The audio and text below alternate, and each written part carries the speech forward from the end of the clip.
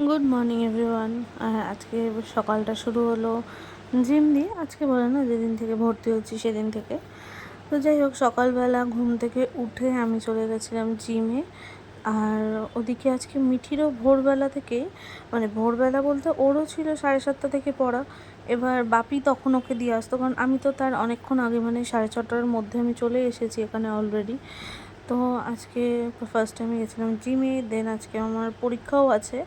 তো পরীক্ষার প্রিপারেশন আমার যথেষ্ট ভালো বলেই, আমি আসলে এগুলো ভিডিওতে দেখানো হয় না, তো সেই কারণেই আমি আর সকালবেলাটা ভাবলাম শুধু শুধু মিস করে লাভ নেই, চলেই যাই জিমে। তো সকালবেলা আমি চলে গেছিলাম।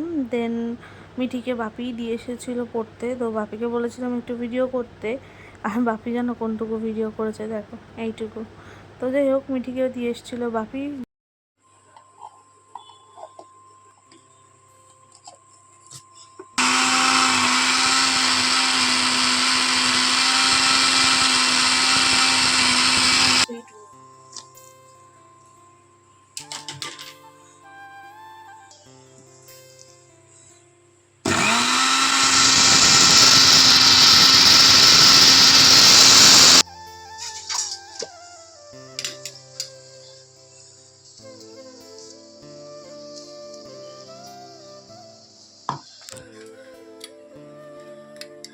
কি ভাবছো রে? ওই জন্যই তো বিচ্ছিন্ন কথা বলছি। শরীরের জ্বালায় রে মা।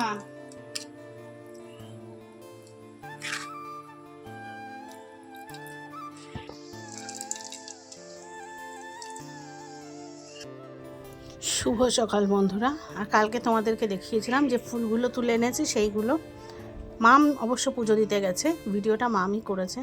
যাই হোক, এই ঝুড়িতে করে আমি সাদা ফুল, ওই লাল ফুল, ওগুলো সব একটু জলের ছিটে দিয়ে, আমাদের তোমরা জানো ঠাকুর ঘরে আলাদা ফ্রিজ আছে, ছোট ফ্রিজ, তার মধ্যে রেখে দিয়েছিলাম যাতে ফুলগুলো নষ্ট না হয়। একটু টেনশানই ছিলাম, মামকে বলেছিলাম মাম দেখিস তো নষ্ট হয়েছে কিনা। দেখলাম একদম ঠিক আছে, দেখো একটা ফুলও নষ্ট হয়নি। আর ওই মাঠটায় না এরকম প্রচুর প্রচুর ফুল গাছ আছে, জানো তো, মানে কি বলবো, চারিদিকে পুরো সাদা হয়ে থাকে। আমি না পরের দিন যখন হাঁটতে যাব, যদি আজ সন্ধ্যাবেলায় যাই, আজকে তো একটু শরীরটা উইক লাগছে, আমি জানি না পারবো কিনা, তবে চেষ্টা করবো, কারণ কন্টিনিউ রাখাটা জরুরি। তো যদি হাঁটতে যাই তোমাদের সাথে অবশ্যই শেয়ার করবো। মানে মাঠের চারদিকটা ঘিরে এই সাদা ফুল গাছ, মানে যদি মানে 20 জন মহিলাও ফুল তোলে তাতেও শেষ করে পারবে না, মানে তার 3 ভাগের 1 ভাগও নিতে পারবে না, এত ফুলের গাছ। আর প্রতিটা গাছে একদম সাদা হয়ে আছে, ভীষণ ভালো লাগছিল। তো আমিও একটুখানি তুললাম, কারণ এই ফুলগুলো তো পরের দিন সকাল হলেই ঝরে যাবে না। আর দেখো, এই যে আমার গাছের আবার এত ফুল, মানে অত ফুল আমি তুলে এনেছি, আর আমার গাছের এত ফুল, বুঝতে পারছো আমার ঠাকুরের সিংহাসনটা কেমন লাগবে, পুরো আলো আলো হয়ে যাবে না? আর পুজো দিতে গেলে না এরকম ভরা সিংহাসন দেখতে খুব সুন্দর লাগে। কেন জানি না, আজকাল তোমার দাদা যদি ওই গাঁদা ফুল কিনেও আনে, আমার না দিতে ভালো লাগে না। এগুলোতে দেখো কি সুন্দর লাগছে সিংহাসনটা।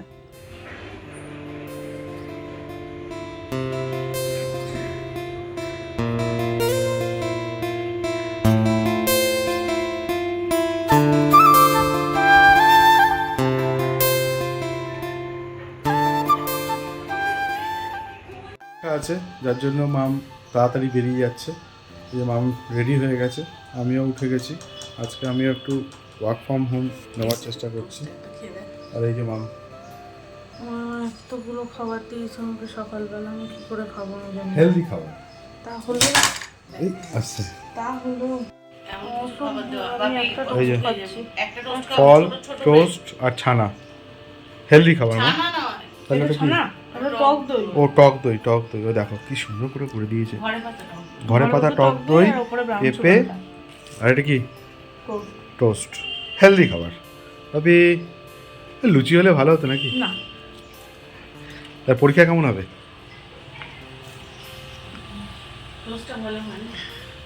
কিন্তু এত ভেজে যেতে পারবো না, কত ছোট না খেতে হবে, ছোট ব্রেড। মৌসুমি এদিকে উঠে গেছে, কিন্তু ও একটুখানি ঘুম থেকে উঠে একটুখানি বসে আছে, 5 মিনিট রেস্ট, তারপরে আবার কাজ করবে।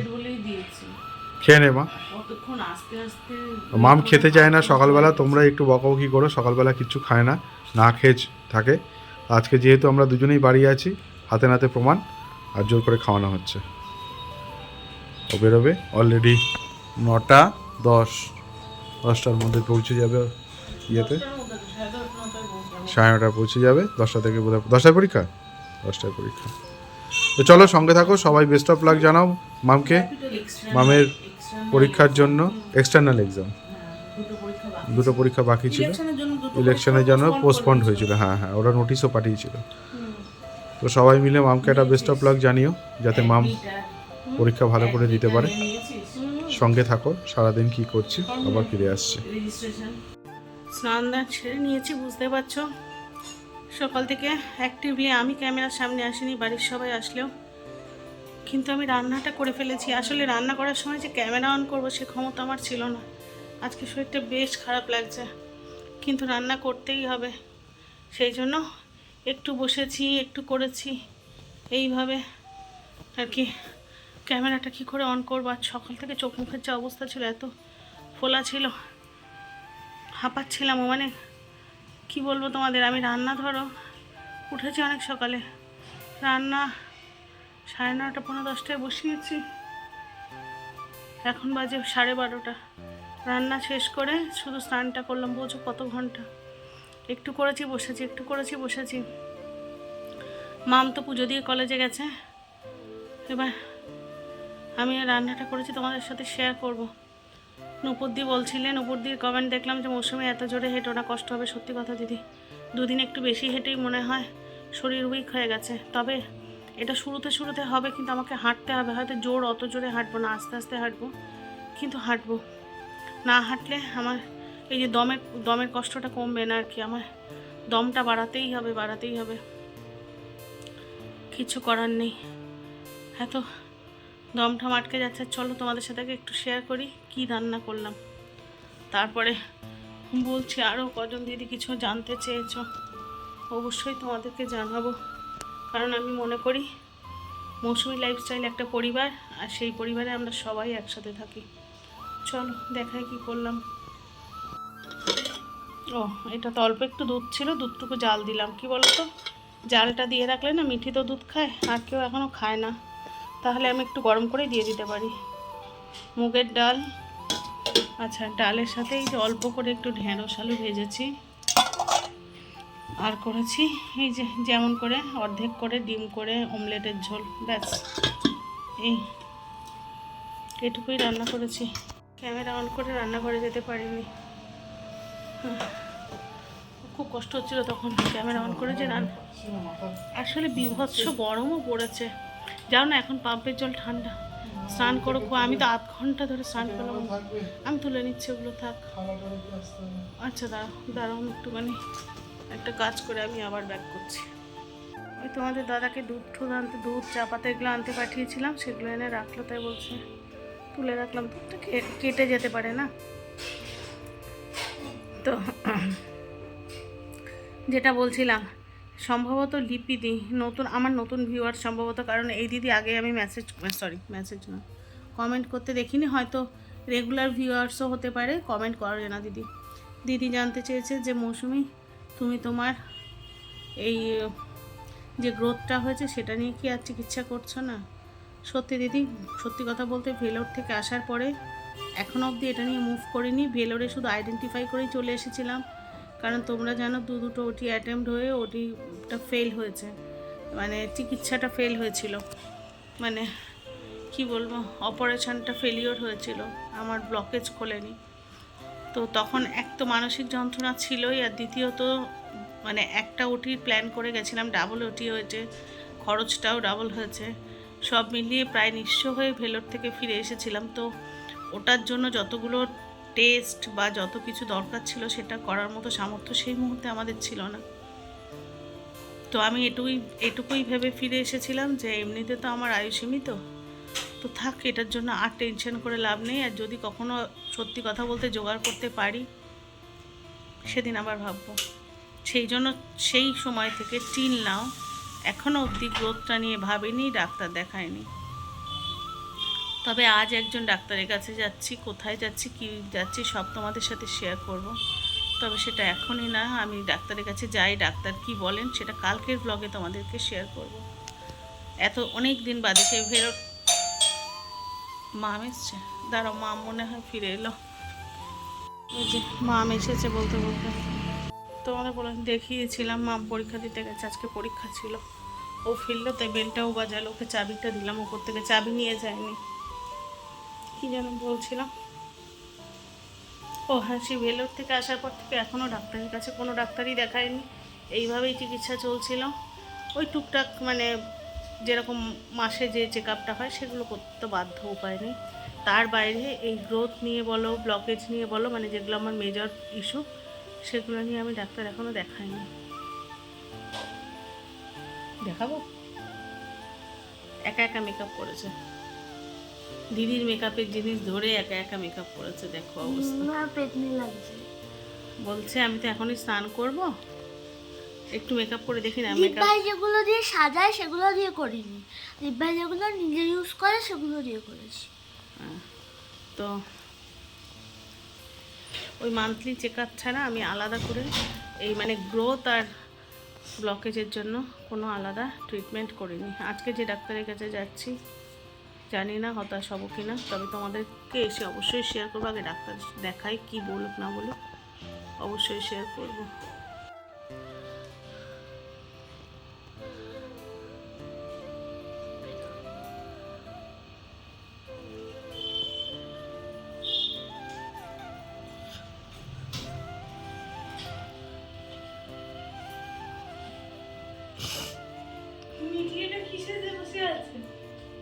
দেখিয়েছি না, আমি নতুন পরীক্ষার কি খবর সেটা বল আগে। হ্যাঁ, টাইমের আগে চলে এলি যে? সবাই জমা দিয়ে দিয়েছিল। স্নানে যা, শিগগির স্নানে যা। হ্যাঁ,